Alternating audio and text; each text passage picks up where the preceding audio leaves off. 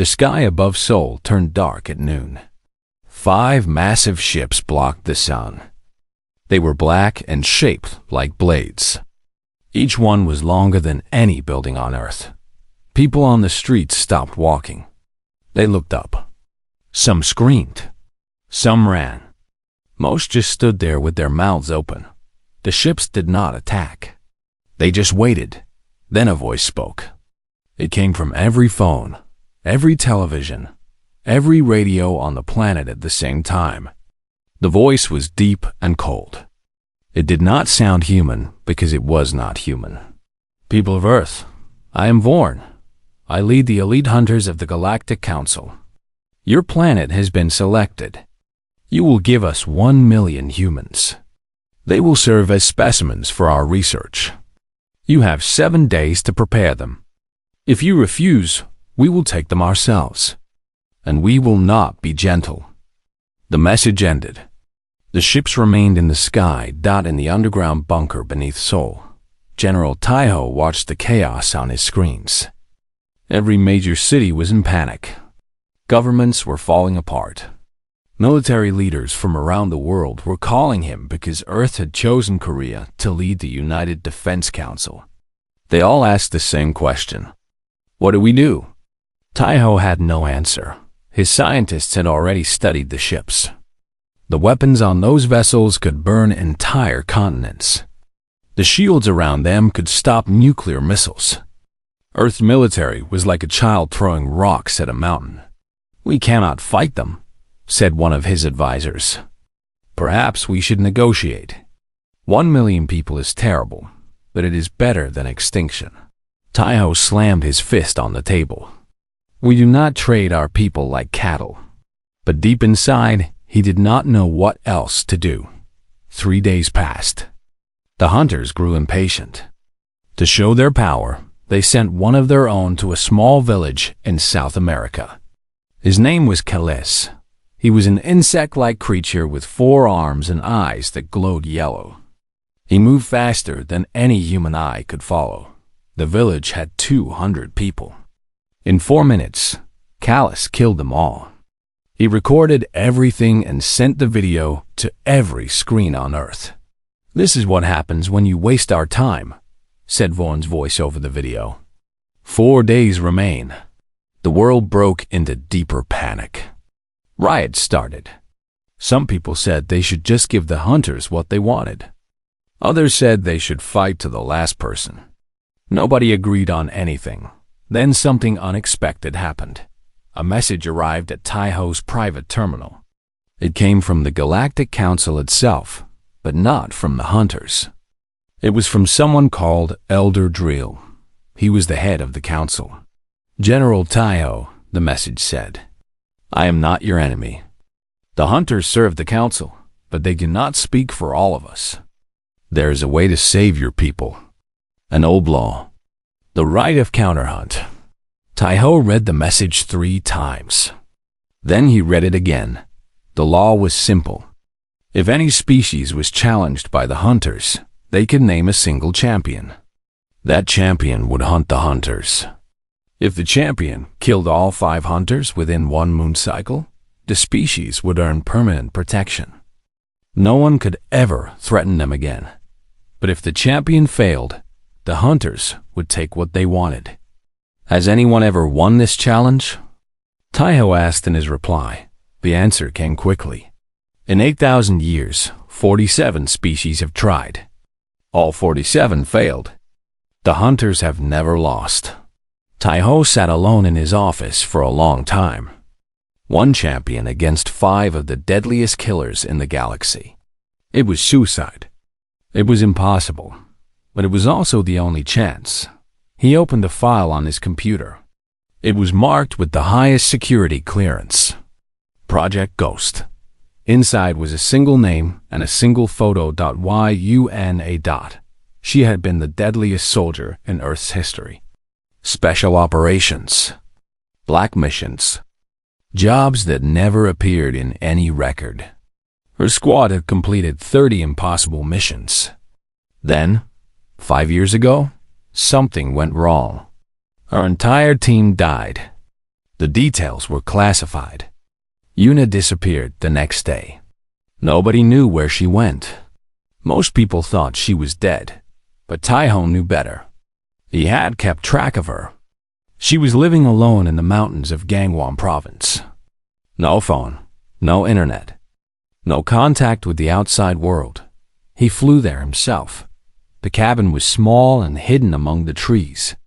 Snow covered the roof. Smoke rose from the chimney. Taiho walked to the door and knocked. It opened. A woman stood there. She was 32 years old, but looked younger. Her hair was cut short. Her eyes were dark and calm. She wore simple clothes. She looked at Taiho without surprise, as if she had been expecting him. "General," she said. Her voice was flat. "Yuna, I need you." "No." She started to close the door. Taiho put his hand on it. "Please, just watch something." He showed her his tablet. The video from the village played. 200 people dying in 4 minutes. Children, old people, families, all of them cut down by something they could not even see. Yuna watched without expression. When it ended, she was silent for a long moment. "They will do this to the whole planet," Taiho said. "Unless someone stops them, find someone else. There is no one else. You know this." Yuna looked at the mountains around her cabin. She had come here to escape, to forget, to disappear. For 5 years, she had tried to become nobody. But some people cannot escape what they are. She turned back to Taiho. Her eyes had changed. They were no longer calm. They were cold, empty, like the eyes of something that had stopped being human a long time ago. "When do we start?" she asked. Taiho felt a chill run down his spine. He had known Yuna for many years.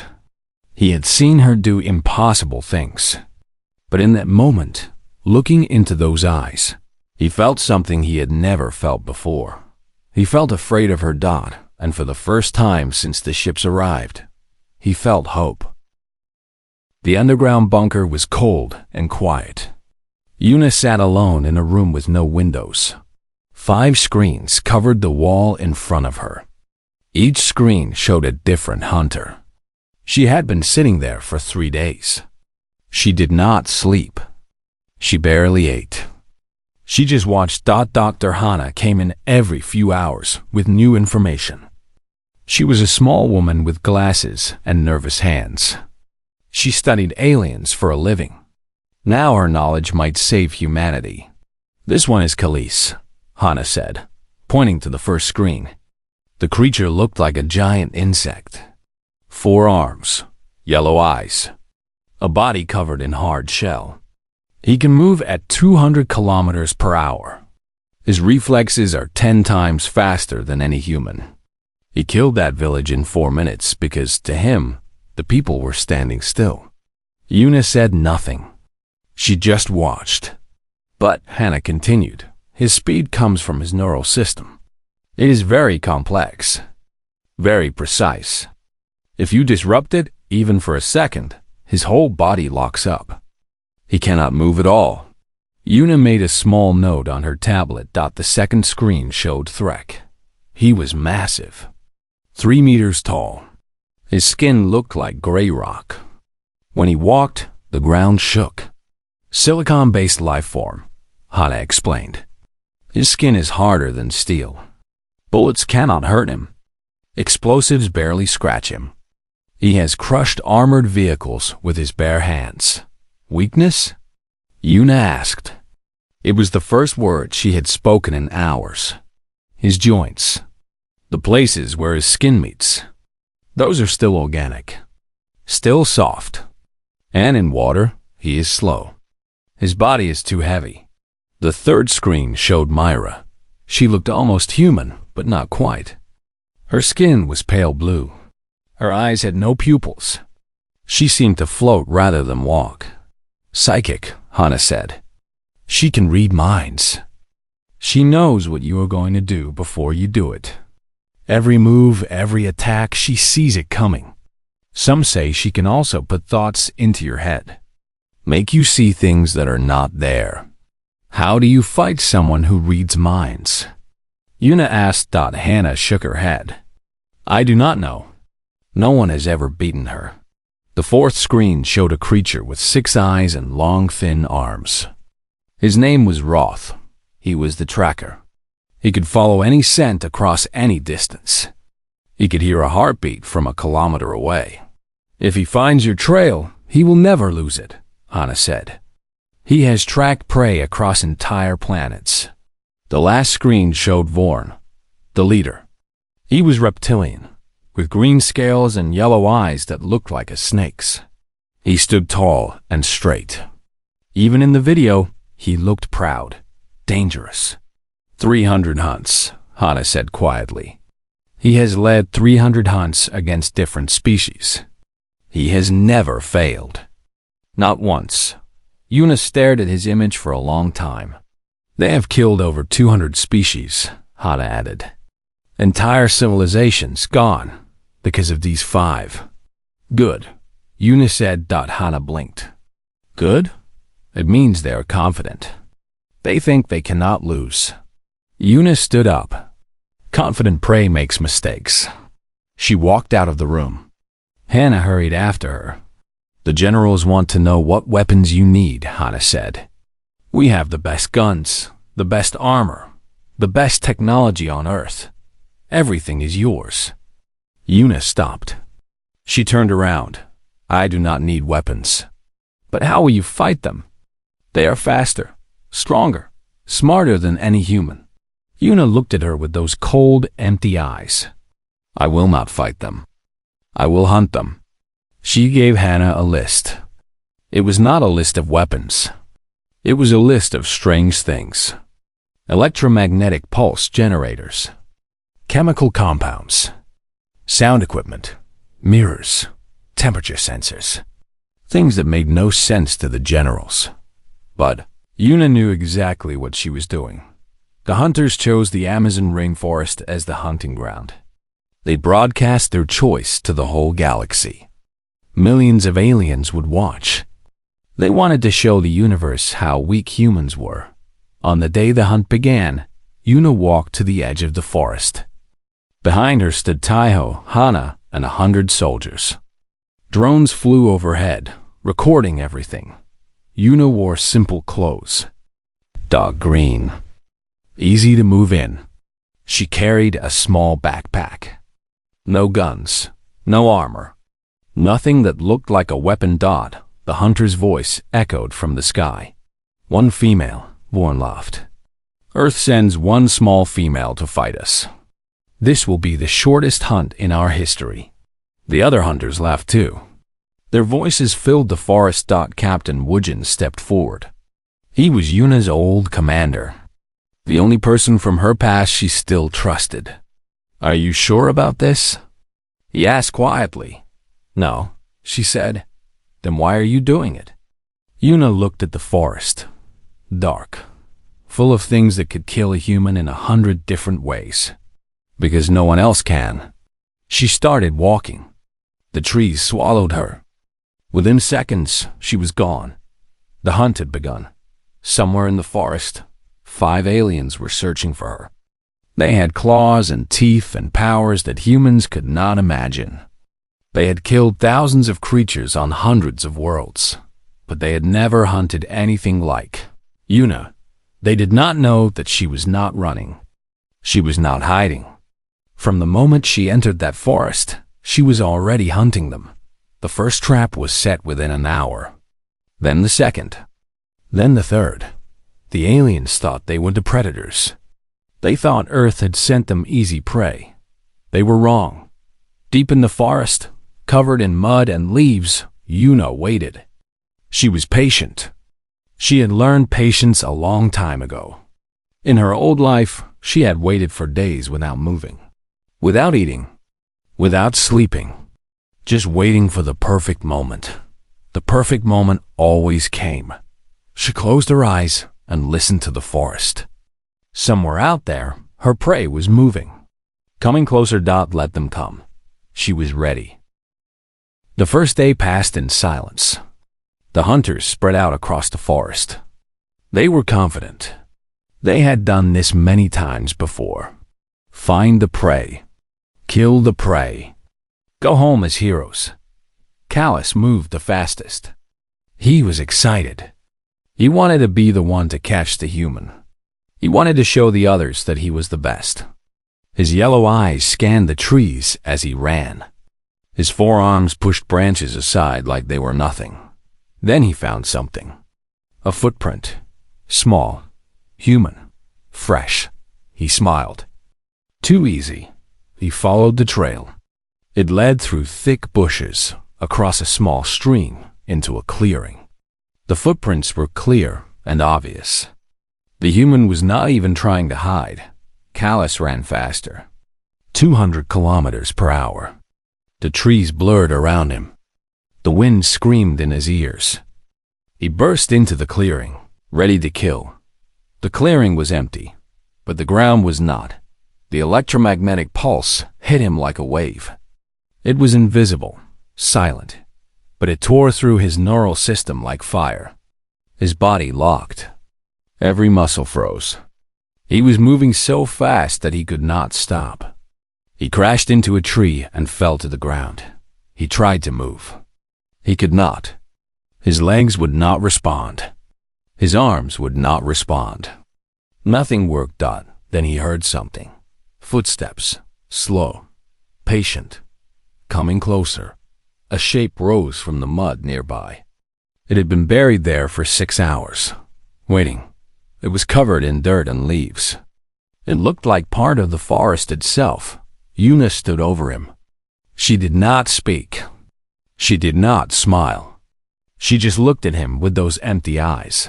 Callus tried to say something. His mouth would not move. Una knelt down. She found the nerve cluster at his neck. She had studied his species for days. She knew exactly where to strike. One hit. Quick.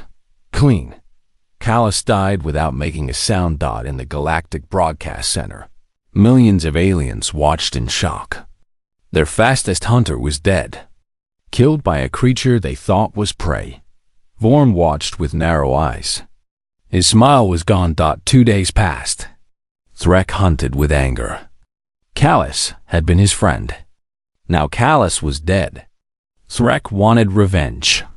He tore through the forest like a storm. Trees fell. Animals fled. The ground shook with every step. He found her trail. Or he thought he did. He followed it for hours. Every time he got close, the trail went cold. Then it appeared again somewhere else. The human was playing with him. On the 3rd day, he cornered her at a river. She stood on the bank with nowhere to run. Water behind her. Threk in front of her. No more games, he growled. His voice sounded like rocks grinding together. You got lucky with Callus. You will not get lucky with me. Una said nothing. She jumped into the river.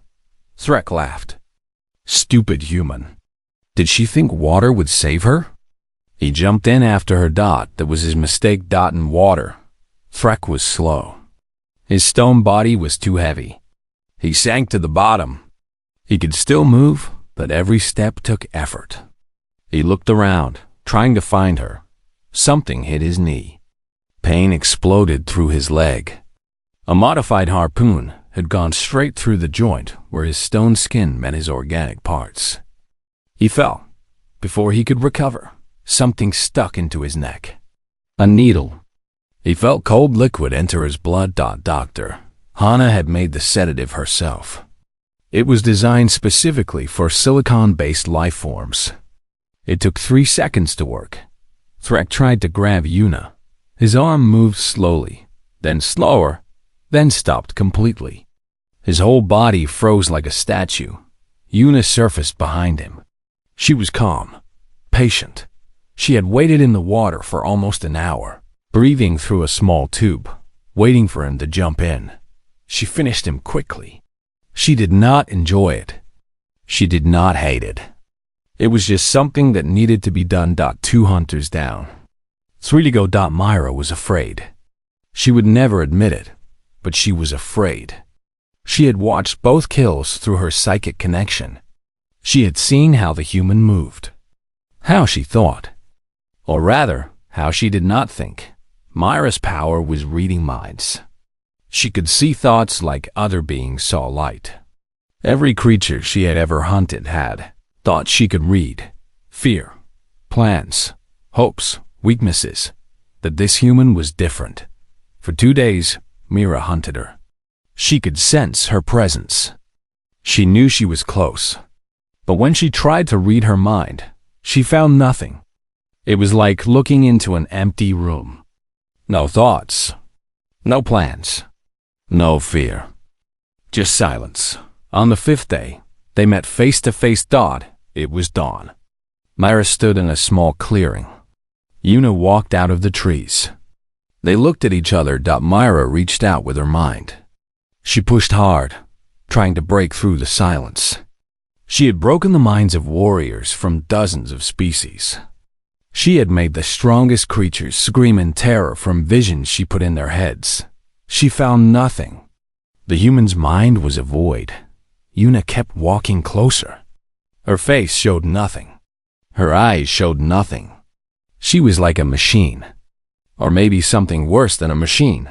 What are you? Myra whispered. For the first time in her life, her voice shook.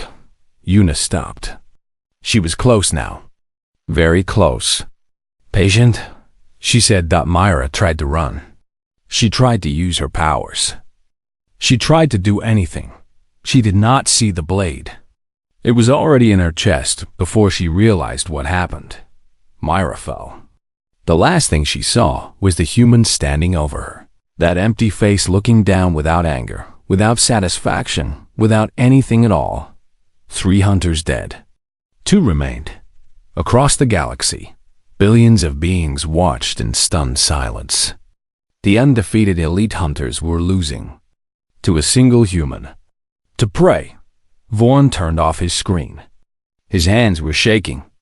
Not with fear. With rage. No more hunting parties, he said to Roth, the tracker. We go together.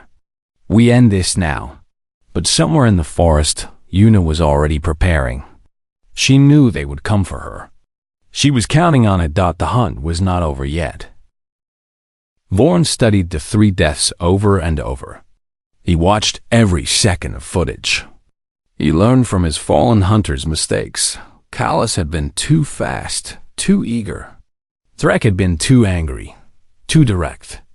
Myra had relied too much on her powers. They had all underestimated the human. Vaughn would not make the same mistake.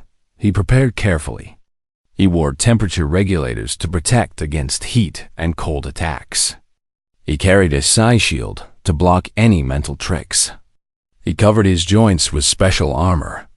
He brought weapons designed to kill from a distance. Roth, the tracker, walked beside him. His 6 eyes scanned the forest floor. His long nose tasted the air. I have her scent, Roth said. She went north, toward the old human ruins. The abandoned city lay at the edge of the forest. It had been empty for 100 years. Broken buildings, collapsed streets. A perfect place for an ambush. Vaughn smiled. She thinks the ruins will help her. She is wrong. We will burn them down around her if we have to. They left the forest on the 6th day. The ruins spread out before them like the bones of a dead giant. Tall buildings with empty windows. Cars covered in plants. Streets cracked and broken. Somewhere in there, the human was hiding. Roth found her trail quickly. They followed it through the streets, around collapsed walls, into the heart of the old city. Vaughn was careful. He checked every corner. He watched for traps. He found some. Trip wires, pressure plates, crude devices that would have worked on lesser hunters. Vaughn avoided them easily. He was not callous. He was not Threk. He was better. On the 7th day, they found blood. Human blood, fresh. She is wounded, Roth said, excitement in his voice. We hurt her. They had. During a chase on the sixth night, Vorn had caught her with his claws. Just a scratch across her back, but enough to make her bleed. Enough to slow her down. Now the hunt became easier. Roth could follow blood better than anything else. They moved faster. They were getting closer.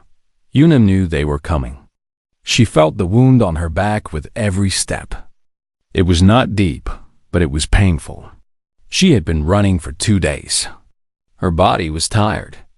Her supplies were almost gone, but her mind was clear. She had been watching Vorn carefully. The way he moved, the way he searched buildings, the way he avoided traps. He was smart, careful, methodical, but he was also proud. Too proud, he announced himself. Every time he entered a new area, he would call out, taunt her, tell her that she could not escape, tell her that her death was coming. He wanted her to be afraid. He wanted her to make mistakes. Instead, she learned his patterns. By the 9th day, she knew exactly how he moved. She knew which buildings he would check first. She knew how long he would wait before moving forward. She knew his rhythm. On the 10th night, she stopped running. She walked to the center of the old city, a wide plaza surrounded by broken buildings. She sat down in the middle and waited. Vorn found her an hour before sunrise. He stood at the edge of the plaza, looking at her. She was sitting cross-legged on the ground. No weapons visible. No traps obvious. Just a small human woman in the middle of an empty square. You surrender? Vorn asked. No. Then why are you sitting there? Have you given up? Una looked at him. Her eyes were still empty, still calm. I have been hurting you. Vorn laughed. Hurting me? I am the hunter. You are the prey. The prey can choose where the hunt ends, Una said. I chose here. Vorn looked around. He saw nothing special. Old buildings, broken windows, glass and metal everywhere. He scanned for traps with his equipment. Nothing. Whatever trick you are planning, it will not work, he said. He raised his weapon. Any last words? Yes, Una said. Look around you. Really look. Vorn paused. He looked again.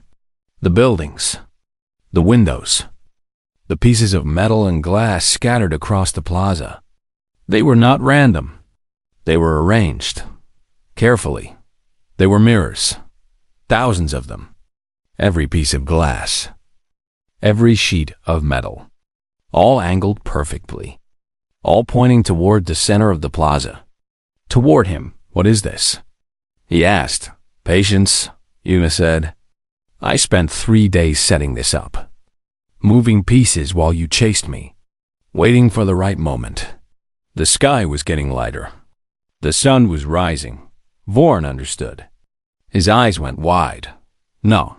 The first ray of sunlight hit the edge of the plaza. It bounced off a piece of metal. Then another.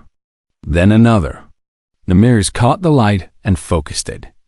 Hundreds of reflections joined together. Thousands. The temperature in the plaza rose instantly. 20 degrees, 30, 40, 60. Vorn's temperature regulators screamed warnings. They were designed for slow changes. Not this. Not a sudden spike of burning heat from every direction. They overloaded. They shut down. For 1 second, Vorn's body reacted to the heat. His reflexes slowed. His muscles tightened. His eyes closed against the blinding light. 1 second was enough. Una moved. She had been sitting perfectly still, saving her energy for this moment.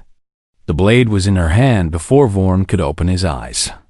She was across the plaza before he could raise his weapon. She was at his throat before he could scream. The blade went in. Vorn fell. Roth ran. He had been watching from a distance. He had seen everything. His 6 eyes were filled with terror. He turned and fled into the ruins. He did not get far. Una had set traps on every exit. Not the obvious ones that Vorn had found. Deeper ones. Hidden ones. Roth ran straight into a pit covered with false ground. He fell 10 meters onto metal spikes below. Una stood at the edge of the pit and looked down. Roth was still alive. Barely. "Please," he whispered. "Mercy. Did you give mercy to the species you hunted?" She asked. He had no answer. She left him there. He would not survive long. In the plaza, Vorn lay dying. Una walked back to him and knelt beside his body. His yellow eyes looked up at her. Blood leaked from his mouth. "How?" he asked. "You're just a human. You are nothing." Una shook her head. "You killed 200 species," she said. "I studied every one. I learned what made them dangerous, what made them strong, what made them able to fight you. You spent thousands of years teaching me how to kill you. You just did not know it." Vorn stared at her. Something changed in his eyes. The anger faded. The pride faded. What remained was something new. Something he had never felt toward prey before. Respect. "What are you?" he whispered. It was the same question Myra had asked. Una stood up. The sun was fully risen now. The light was golden and warm. "I am a hunter," she said. Vorn closed his eyes. He did not open them again. The hunt was over. The Galactic Council chamber was silent. Thousands of representatives from hundreds of species sat in their seats. Nobody moved. Nobody spoke. They all stared at the giant screen that showed the aftermath of the hunt. 5 of the deadliest killers in the galaxy. All dead. Killed by one human in 12 days. Elder Droll stood at the center of the chamber. He was old, even by the standards of his long-lived species. He had seen empires rise and fall. He had watched civilizations burn. But he had never seen anything like this. "The ancient law is clear," he said. His voice echoed through the silent chamber. "The human champion has succeeded. Earth is granted permanent protection status. No species may hunt, invade, or threaten humanity. Any who try will face the full punishment of the Council." Some representatives nodded. Others looked angry. A few looked scared. The hunters had been their weapon. Their way of controlling lesser species. Now that weapon was gone. "This is impossible," shouted a delegate from a warrior species. "Humans are weak. They have no claws, no armor, no natural weapons. How could one of them defeat the elite hunters?" Droll looked at him calmly. "Perhaps that is the wrong question. Perhaps the question you should ask is this: what else have we been wrong about?" The delegate had no answer. On Earth, the news spread fast. The ships that had blocked the sun were gone. They had left the moment Vorn died. People poured into the streets. They celebrated. They cried. They hugged strangers and laughed at the sky. And so, General Taiho watched the celebrations from his office window. He should have been happy. He should have been celebrating too. But something bothered him. He had seen the footage. He had watched Una kill 5 of the most dangerous creatures in the universe. She had done it without hesitation, without emotion, without mercy. She had saved humanity. But what had she become to do it? A knock came at his door. Captain Wujin entered. "She is here," Wujin said. "She wants to leave." Taiho nodded. He walked to the room where Una waited. She looked tired. The wound on her back was bandaged. Her face was pale, but her eyes were the same, empty, cold, like windows into nothing. "You saved us all," Taiho said. "Whatever you want is yours. Rank, money, power. Name it." Una shook her head. "I want to go home." "Home? To your mountain?" "Yes." Taiho did not understand. She could have anything. She could be the most famous person on Earth, the most powerful. Why would she want to go back to an empty cabin in the middle of nowhere? "Are you sure?" he asked. Yes. At least stay for the celebration. Let the people see you. Let them thank you. Yuna looked at him. For a moment, something flickered in her eyes. Pain, maybe. Or sadness. It was gone before Taiho could be sure. I did not do this for thanks, she said. I did it because it needed to be done. That is all. She walked toward the door. Woojin stepped aside to let her pass. Before she left, she stopped. They will send more, she said without turning around. What? The hunters were not the only danger out there. Other species will see us differently now. Some will fear us. Others will want to test us. They will send more. Taiho felt cold. What should we do? Yuna finally turned.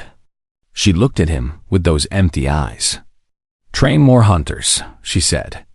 I cannot protect Earth forever. Then she was gone. 3 days later, a message appeared on every galactic communication channel. It was not from Earth's government. It had no signature. No origin point. The Council's best trackers could not find where it came from. The message was simple. Humanity does not send warriors. We send hunters. We remember every species you have erased. Every civilization you have destroyed.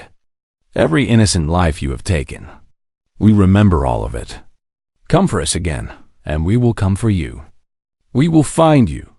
We will hunt you. And we will never stop. The message ended. In the council chamber, nobody spoke. Nobody moved. They all understood what the message meant. Humanity was not just a protected species now.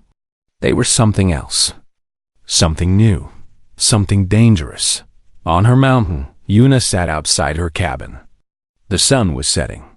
The sky was orange and gold and beautiful. Birds sang in the trees. Wind moved through the grass. She watched the colors change. For the first time in many days, she felt something. Not happiness. Not peace. But something close. Something like rest. Her wounds were healing. Her body was recovering. But she knew the rest would not last long. Sooner or later, something would come. Another threat. Another enemy. Another hunt. She would be ready. Far away, across the stars, alien councils discussed humanity in whispered voices. Some wanted to destroy them before they grew stronger. Others wanted to leave them alone forever. A few wanted to make allies of them, but all of them agreed on one thing. Humanity was not prey. Not anymore. Perhaps they never had been. Perhaps, deep inside, humans had always been hunters. They had just needed a reason to remember. The stars came out one by one. Yuna watched them appear, tiny points of light in the darkness. Out there, somewhere, beings were looking back at Earth, wondering. Fearing. Let them wonder. Let them fear. Yuna closed her eyes. She listened to the wind and the birds and the quiet sounds of her mountain. Tomorrow she would train. She would prepare. She would stay ready. But tonight, she would rest. The hunt was over. For now. In the darkness of space, a young alien looked at a star map. Earth was marked with a new symbol. A warning symbol. Do not approach. Do not provoke. Dangerous species. The young alien asked his teacher what it meant. It means, the teacher said quietly, that sometimes the smallest prey becomes the greatest predator. It means that we made a mistake. A terrible mistake. What mistake? The teacher looked at the symbol for a long time before answering. We taught them what they were capable of. On Earth, a new program began. Quietly, secretly, General Taiho recruited young men and women with special skills. People who could hunt. People who could wait. People who could become something more than human. The program had no official name. But everyone who knew about it called it by the same word, ghost, because that is what Earth needed. Not soldiers who fought in straight lines. Not warriors who charged into battle. Earth needed something different. Earth needed hunters.